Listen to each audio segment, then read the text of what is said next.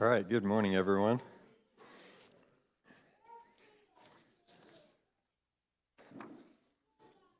Let's find our seats. We're going to be doing a study this morning. I think next Sunday we'll be doing prayer time again. While you're gathering in, I'll just do a quick review of what we've been going over. So we've been looking at what the Bible has to say about church leadership, and we started out the first time by talking about what is the mission of the church? Why are we here after all? And we talked about how we're here to preach the gospel, to make disciples, to be formed into the image of Christ, to uphold the truth, to be salt and light in the world. And then we looked at why were leaders appointed in the New Testament, and we discovered leaders were appointed to make sure that the vulnerable and easily overlooked are cared for. Leaders were appointed to protect from distractions. Leaders were appointed to protect from deceptions. Leaders were appointed to help the churches be faithful to the gospel, to extend the ministry of the apostles and their co-laborers. And maybe you could boil it down by saying leaders were appointed because Satan hates the church. Satan is always trying to stop the mission of the church through all those things we talked about, through the gospel not being upheld and proclaimed. And then last time we started talking about deacons, and we found that we are all called to serve. A deacon is a servant, but we're all called to serve, and Jesus set that example for us. Number two, we discovered that some are particularly gifted in serving. Some have been gifted with the spiritual gift of service. And then some are publicly appointed as servants to the church. We didn't really say whether or not all deacons have to have the gift of service, though that would probably make sense. And we looked, so far we've covered Acts 6 as the main passage. And this morning we're going to look at 1 Timothy 3. So we looked at Acts 6 there and discovered that both elders and deacons, if it's fair to compare the apostles there to elders, both are called to serve. So the passage literally says, the apostles said, "We will not give up preaching the word to deacon tables, but we will give ourselves to prayer and to deaconing the word." So both elders and deacons are called to service. Both are servants of the church, but they have different roles in what that service primarily looks like. And we kind of finished by saying, why did Jesus give both elders and deacons to the church? Basically so that one is not confused and neither is forgotten. So neither role gets confused and neither role gets forgotten.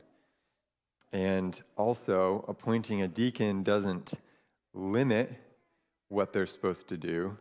But if you look at Stephen and Philip and how Paul said to Timothy, those who have served well as deacons gain a good standing for themselves and great boldness in the faith, appointing a deacon actually, if anything, launches them into greater service and using their gifts in greater and greater ways. So, why don't we pray, and then we'll dive into 1 Timothy 3. Jesus, please help us to understand you. Help us to stay focused on the most important things as a church and in our lives individually. Help us not to lose sight, Jesus, of your death and resurrection, of what you did for us and what that means for our daily lives. And I pray that today we will have a little more clarity and a little more vision and excitement to understand your plan for the church, because we are your bride, we are your people, we are your body, we are your big thing in this age. Your big, what you have your eyes on. So help us to be excited about church, since you're excited about it. Amen. All right, so open up to 1 Timothy 3. We're going to finish talking about deacons and then probably get a little bit into elders. 1 Timothy 3, 8 to 13. I was hoping to cover this last time and we just didn't get to it.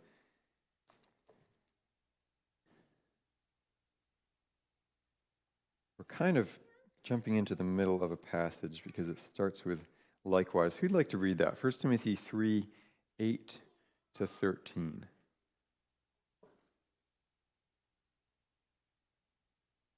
Any brave souls out there?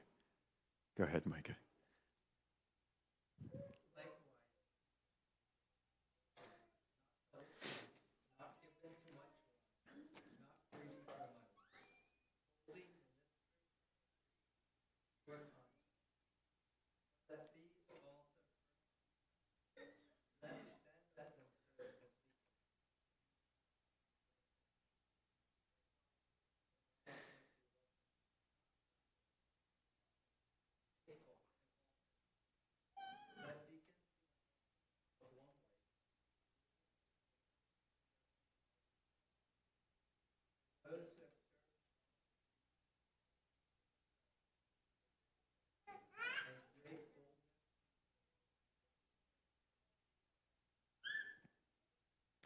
Okay, so does anyone remember we talked a couple weeks ago about 1 Timothy? We kind of read a bunch of passages in 1 Timothy and talked about why this book was written and what the main thrust of it was. Does anyone remember something we talked about? Why? Well, like, what's the context of this passage? What's 1 Timothy all about? Anyone remember the problems that were being addressed? I know it's been a little while. Yeah, there were false teachers. What was happening to some of the believers? What bad thing was happening?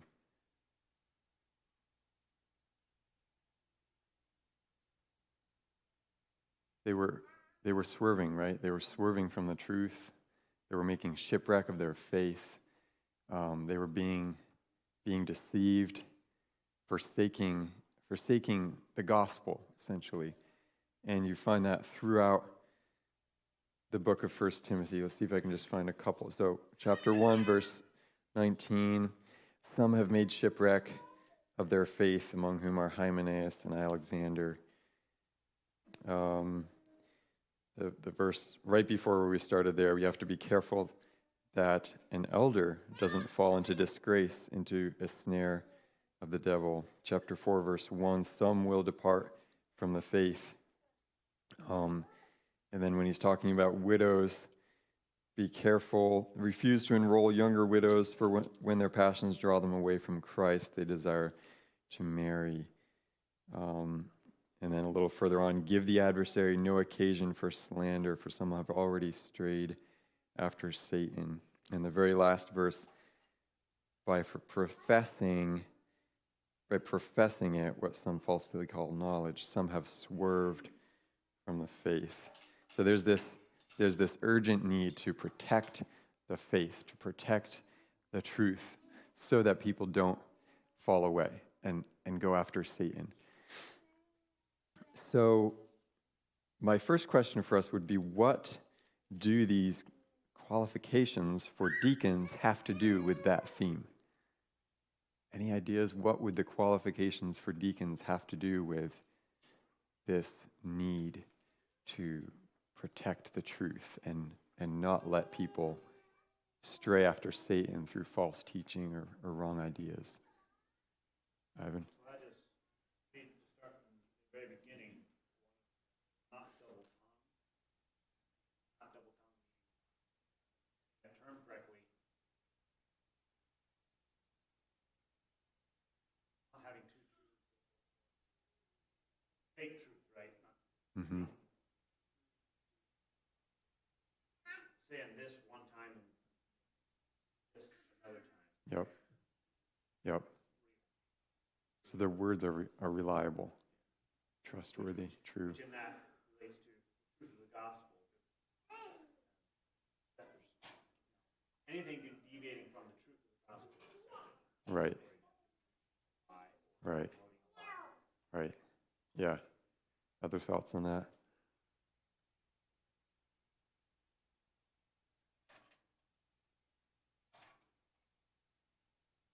Deacons are just serving tables, right? Why would it matter, that they can... Go ahead, Paul.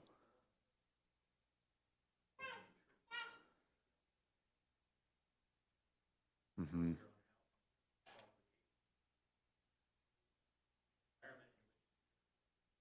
Mm-hmm.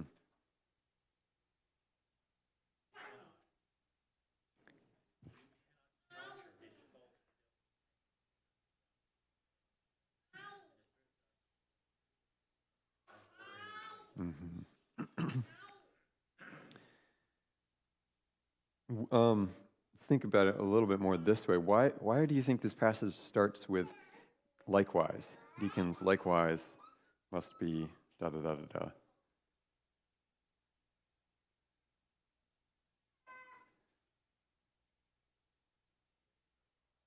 Which is what?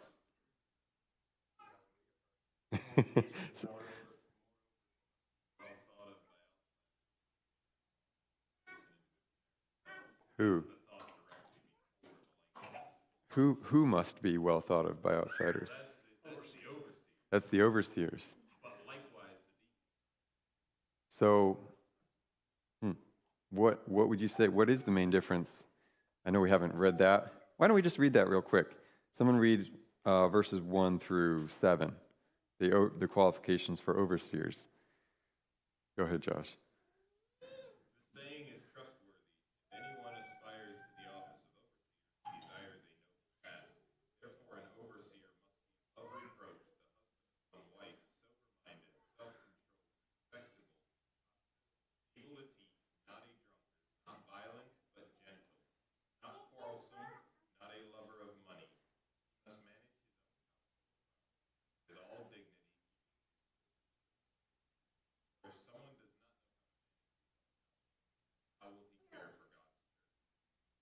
Not be a recent convert, but with conceit and fall into the condemnation of others. Moreover, he must be well thought of by outsiders so they may not fall.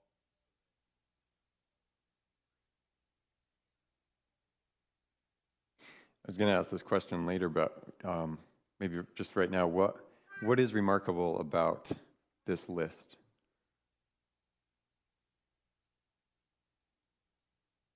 Bill? Integrity, I guess, would be a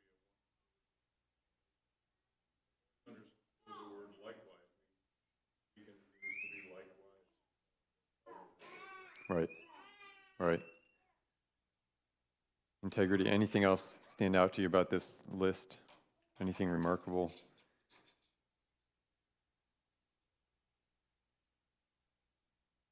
Priscilla? Sort of nothing remarkable. It's kind of a trick question. Yeah. There's other than, is there anything that maybe wouldn't be a trait of every Christian in here? Of something we would all be striving for in this list? Able to teach. So not every, can't expect that because you're a believer, you're going to be able to teach. Anything else? Paul?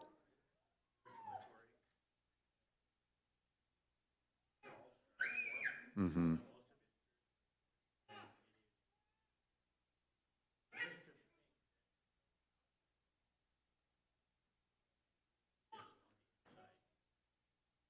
Right. Yeah. Yep. Right. Right. Ivan? Not a recent convert. Right. You can't blame someone's immaturity. Blame someone for their immaturity when they just came to Christ or whatever, right? So not able to teach and not a recent convert would be the two maybe that aren't true of every Christian, but the rest of them are just kind of what we're all striving for. So that's significant. It's not saying spiritual giants who who have great insight into the heavenly realms and fast most of the time, or whatever. This is basically normal Christianity that we're all striving for. So we get to the deacons. They likewise, just in the same way, must also be, could probably summarize it, spiritually mature. And so why, in the context of 1 Timothy, why is that important? Deacons aren't necessarily going to be the ones that their job description doesn't include teaching and guarding from false teachers and shepherding the flock. But what? Why does it still matter that deacons would have these qualities?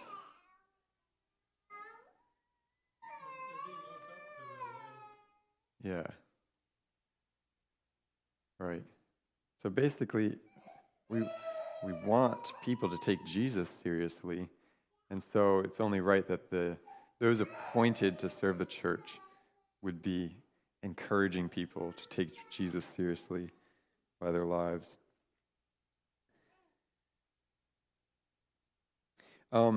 Just to think through these deacon qualifications a little more, if you think about Acts 6 and imagine a little bit what they were doing. We imagined a little bit last time, these men somehow managing money being given to different widows and maybe having to figure out who was really in need and how much they needed and how to divide up the funds and remembering that money it can often be a sticky thing because it directly connects to our hearts. And so they probably had some challenging relational issues to work with.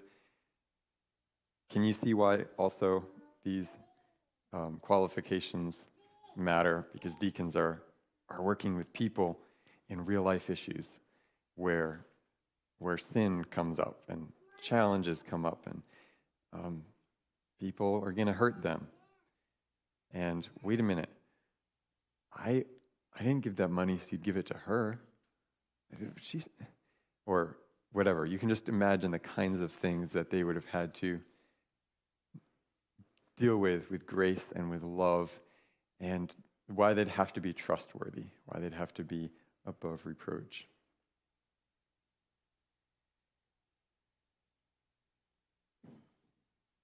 And so, not double-tongued, you can imagine these deacons in Acts 6 pretending the temptation to be the best, to pretend to be the best friend of one widow, but then behind her back you're actually giving more money to another widow, or not greedy for gain, the temptation to maybe take a little bit for yourself, or able to manage his own household, dealing with children and with just the daily life in a home is probably great practice for dealing with people anywhere, right? I know just with the ages 1 to 6, there's always these times when I'm like, what do I do here? Like, they all have an issue with what someone else did. And you're there, and it's like, okay, what do we tackle first? Or which child needs to be called out, which needs to be protected, who needs to apologize to who, and it's just so messy, and you're making all kinds of mistakes, but that's where we learn to actually deal with the messiness of church life. So, any further comments on deacon qualifications? I have a few more questions to think about before we move on to elders. Phil?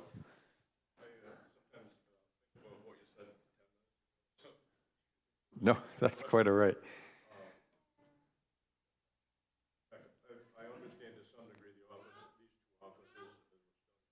As far as you said, this should be for all. Right. Well, but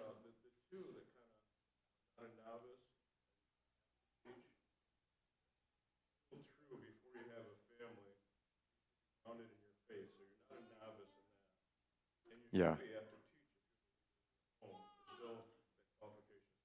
Yeah. Just kind of a side note, I just Hmm. got emphasized that. Right. We should definitely all be aspiring to move beyond the novice stage and then apt to teach. It's interesting. I'm just saying when someone they get married, they should be solid in Right. their faith. Right. That's kind of a qualification for also. Right. Right. I made up that word. If you use it, it's 25 Sp- cents every time. Okay, spousalship. So before your spousalship, you should be thinking about the spousalship qualifications. There's 50 cents right there. Yeah, I don't know. I tend to think, someone said that apt to teach could be translated, another made-up word. I forget it now. It was I'll have to bring it. I'll have to find it next time. It was basically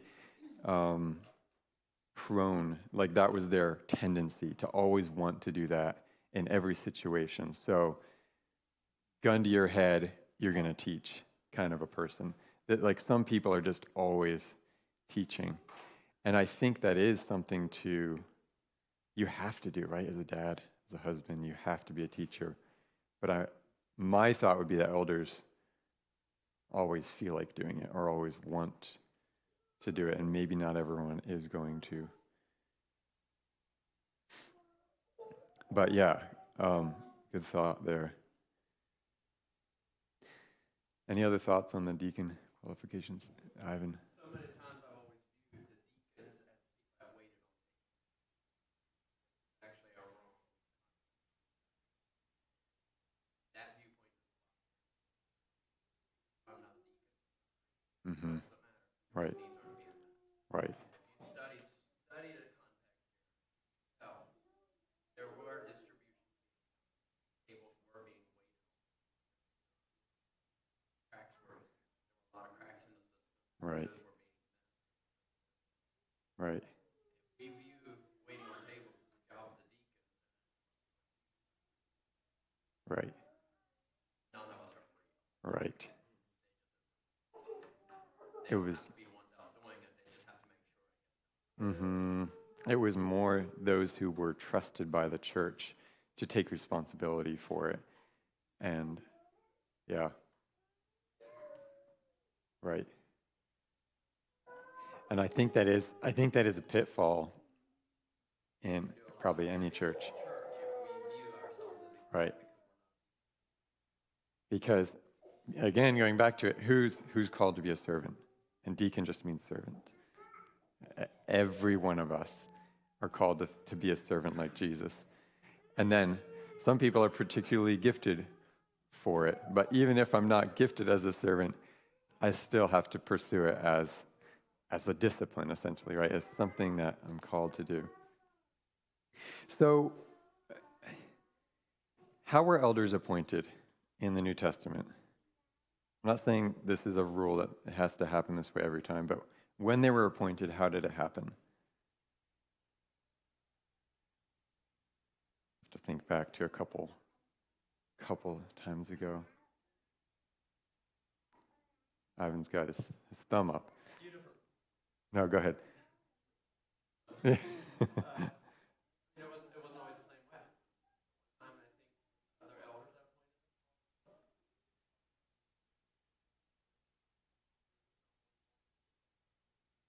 So I think every time either apostles or the apostles' helpers like Timothy or Titus, every time that it's listed at least. One time I think it's Acts 14 or somewhere around there. Paul and I think Barnabas is with him. They go back through the area where they had just preached the gospel and visiting every church. They appointed elders. And then Titus and Timothy are both appointing. It sounds like Timothy is anyways. Titus clearly is. Sounds like Timothy is. So if we're going to translate that into our day, it's a little harder because we don't have outside gospel ministers who are traveling around. I'm not saying we shouldn't, But currently, we don't have people to say, hey, would you come in and appoint elders? So my question is, how should deacons be appointed? And now we're moving from the realm of here's what Scripture says into more, what's scriptural wisdom? God gives us some room, I think, to just take what's in His Word and make a good choice. Paul?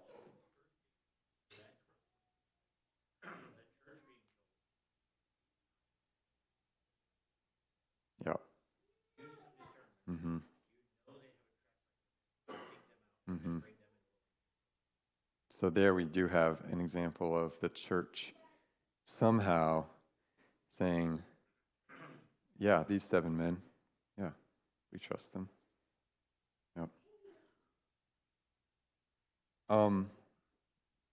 Another question related to deacons. The servants in Acts 6 were appointed for a specific task. So they were basically given one job: make sure that the Greek-speaking widows get financial help too, not just the or the Aramaic-speaking widows. And so they weren't told, hey, you need to take care of the church in Jerusalem as a whole. They were given one task. Are there any lessons to learn from that? Now, that's just one example. I don't know what it looked like. We just don't know very much, right? We don't know what the deacons that 1 Timothy is talking about were doing. But are there any lessons that we might learn?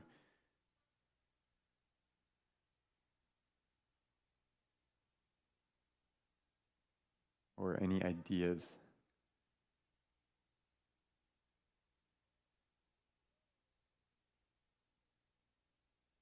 I ask really general questions and then expect you to read my mind. Well, here's what I'm thinking, is that I think we should have a freedom to appoint deacons for specific tasks, and maybe even for specific time periods, and maybe even to serve specific people within the church. And I guess I have a growing burden that I think our history as a church here puts the weight of basically the same responsibility as an elder on a deacon as well. To oversee the whole church, to be part of every decision, to sit in on every meeting. And I'm not sure if that's God's perfect design. I almost feel like that makes it so that now everyone's bearing all the weight, and then now everyone's bearing more weight than if you spread it out a bit. Any thoughts on that? That's just sort of been a growing thought in my mind. Phil? It resonates. A lot of us are so used to being in a church that had a deacon board or a deacon. That's all wrong. Like that, but it's just that makes absolute sense. Got to do this always, and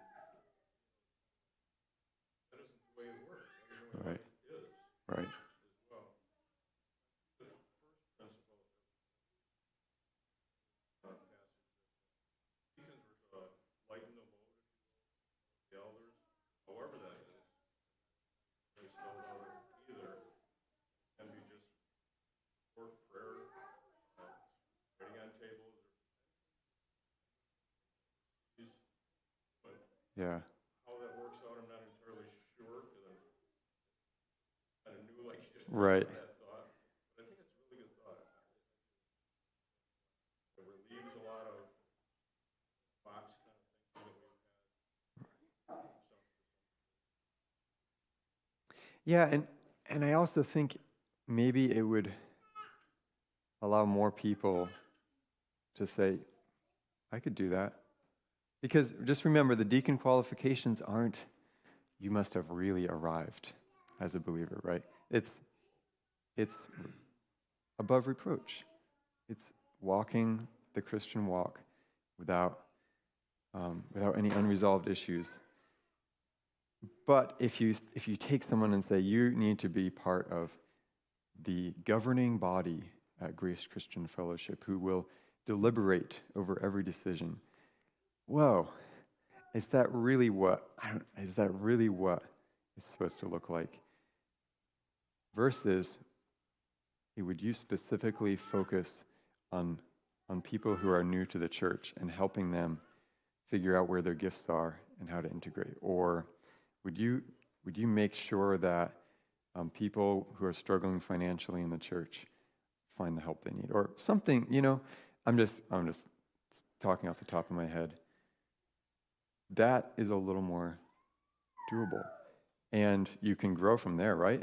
That's the only thing you should ever do, but would you do that for 2 years? And then someone who's a deacon, Paul says, those who serve well as deacons gain a good standing for themselves and also great confidence in the faith that is in Christ Jesus.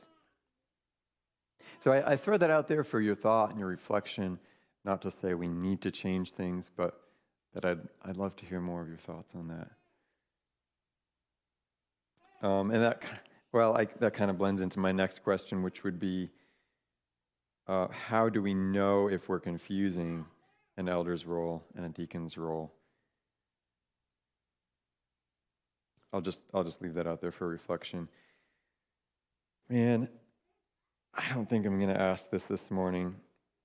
Do any of you believe? Well, I'm not going to give time, but there are some conservative, Bible-believing, just as Orthodox Christians who believe that women can be deacons. And I think I believe that myself. Not quite sure. But I think we have more important things to talk about. And maybe just on the side, if any of you have strong opinions on that, you could share your thoughts. So the two sides, one would be, no, women should not be deacons because deacons are direct assistants to the elders, and so they share responsibility. And Paul said, I do not suffer a woman to teach or to exercise authority. I think that's what he said in 1 Timothy. And a deacon has a position of authority. The other side is saying, no, a deacon is merely a servant. They don't really have any special authority. And it all kind of hinges on how you interpret verse 11, 1 Timothy 3:11, which says in the ESV, their wives likewise must be dignified. But depending on the translation, it will say, women likewise must be dignified, because there's no possessive pronoun in the Greek. There's no there. It's just wives.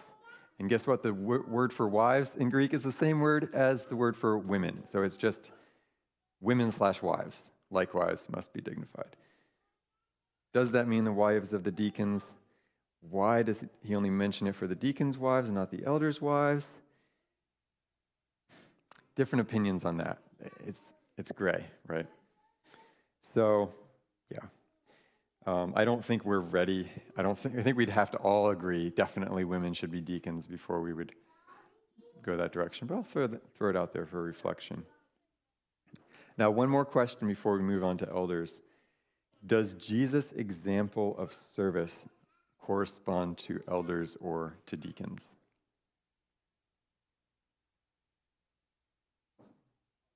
Josh? Yeah.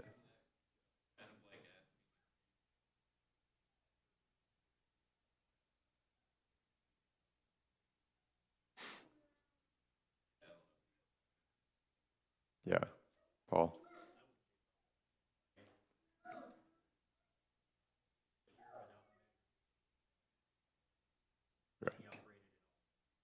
Right.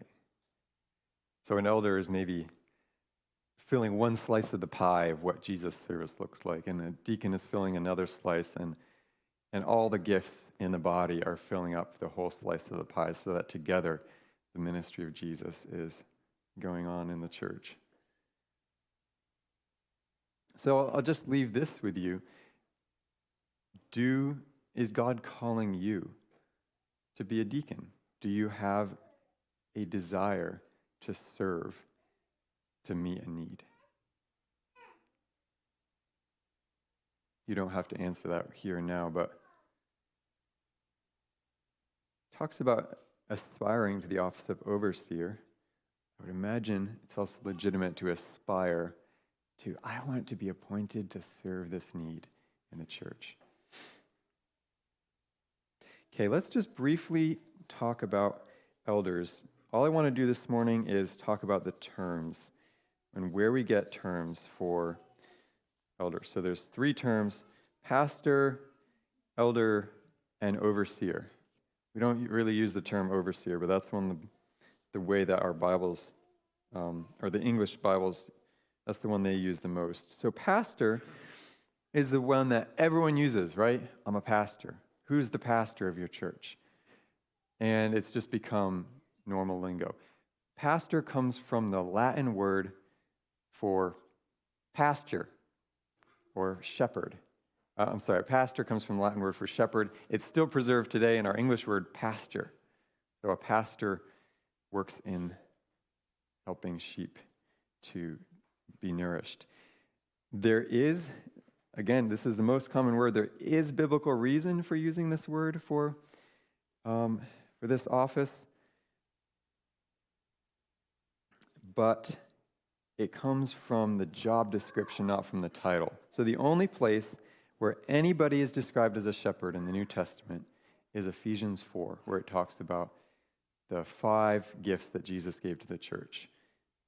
He gave the apostles, the shepherds and teachers, the evangelists, also shepherds, teachers, evangelists, and prophets. Yes. That's the only time where someone's described as a pastor or a shepherd. And it's not even necessarily referring to church leaders, I don't think, there in Ephesians 4. Now, the Old Testament does use this term quite a bit for leaders, in especially Jeremiah and Zechariah. The leaders of the Jewish people are called out as, you shepherds are not caring for the sheep. So there is an Old Testament idea that the leaders of God's people are supposed to be shepherds. And then we also have in the Old Testament and New Testament, who is the great shepherd? Jesus is, right? So you have leaders of God's people. You guys are failing to shepherd. But there is this Messiah coming who's going to be a perfect shepherd for the people. And then, like I mentioned, an elder's job is, 1 Peter 5, shepherd the flock of God, exercising oversight. So, we'll talk about what that means to shepherd God's people next time. But let me ask this. If Israel's leaders failed, just like always, every time pretty much, failed to shepherd God's people, and the command in 1 Peter is, elders, shepherd God's people, is that command possible to obey?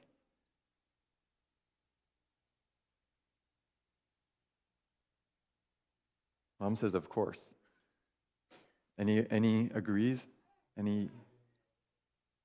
What's that? Why would God tell us to do something we can't do? How is it possible to obey if Israel leaders consistently failed?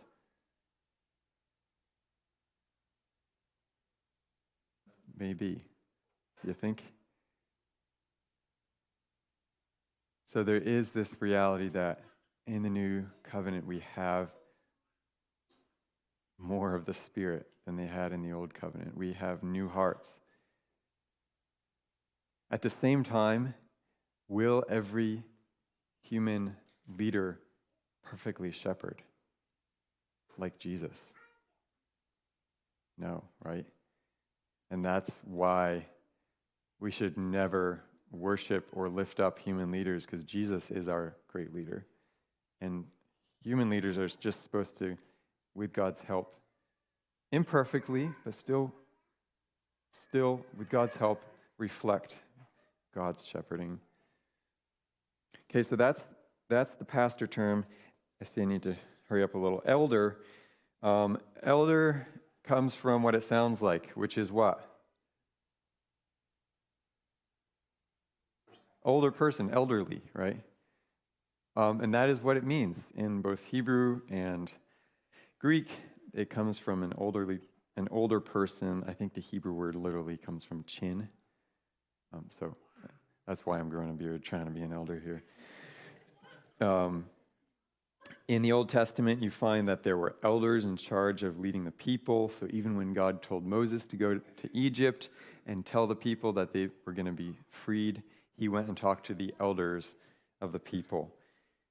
So you have somehow probably the older men who were respected and wise. They were appointed as leaders. Then you get to the New Testament, and by this time synagogues have been established, and every synagogue has its own elders. You had to be 13 to be an elder in the synagogue. So by this point, this idea they're still using the same word, but you don't necessarily have to be old. You just have to be, I guess, trusted and wise. And this becomes the term used when the apostles and their helpers appoint leaders. They call them elders. So there's other things like this that also come from a tradition and then take on new meaning in the New Testament. For example, baptism didn't start with Jesus. They were baptizing converts to Judaism beforehand, but it takes on new meaning. Communion didn't start with Jesus, but it takes on new meaning. So it seems like this is the same thing with elders. It doesn't seem like elders have to have gray hair in the New Testament. Obviously, I don't believe that because I allowed myself to be appointed, but not a novice is still there. Okay, and then the third term is overseer. Overseer, I think, combines the idea of helper and leader, and that's the one that's used the most.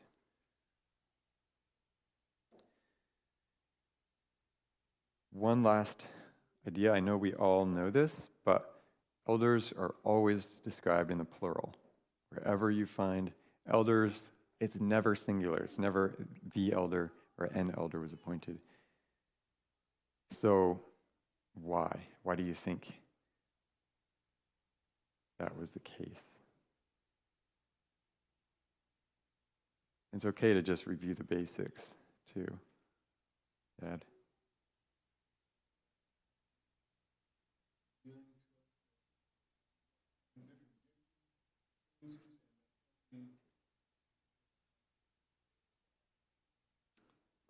Blending different gifts. Yeah.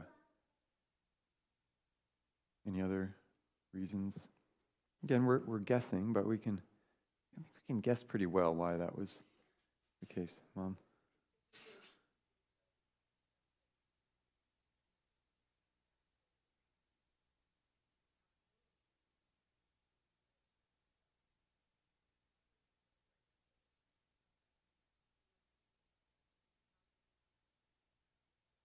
Mm-hmm. Mm-hmm.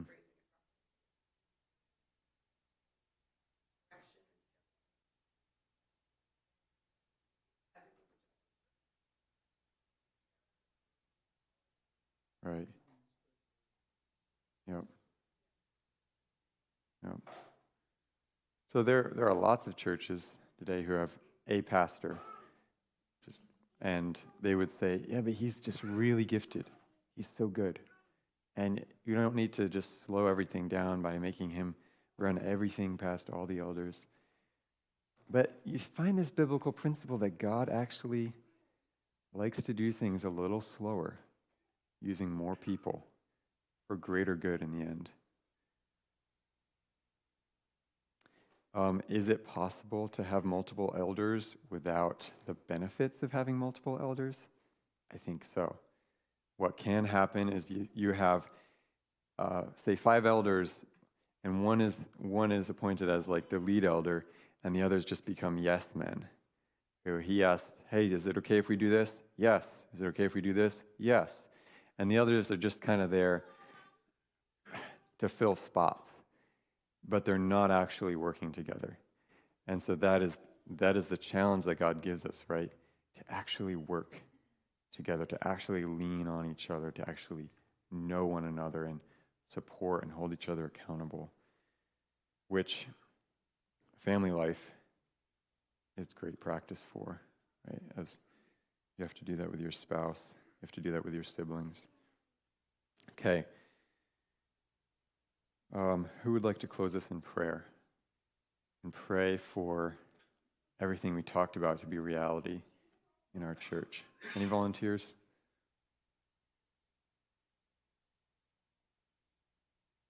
I think Alan would. Do you mind, Alan?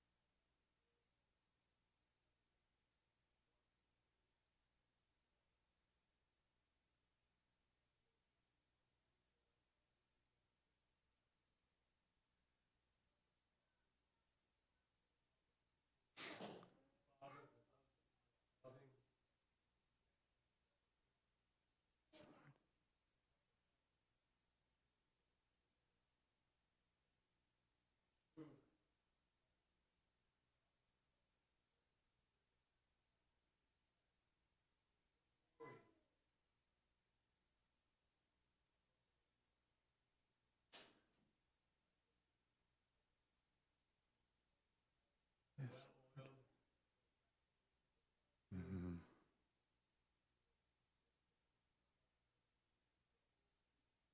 Lord. Mm-hmm.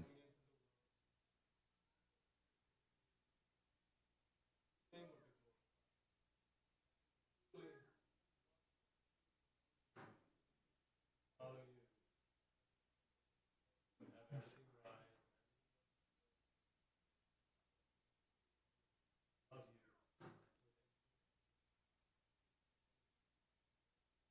Amen. Thank you all. So next time, if you want to, you can read the qualifications for an elders in 1 Timothy 3 and Titus 1. Grab a cup of coffee. We'll be back in here in 12 minutes.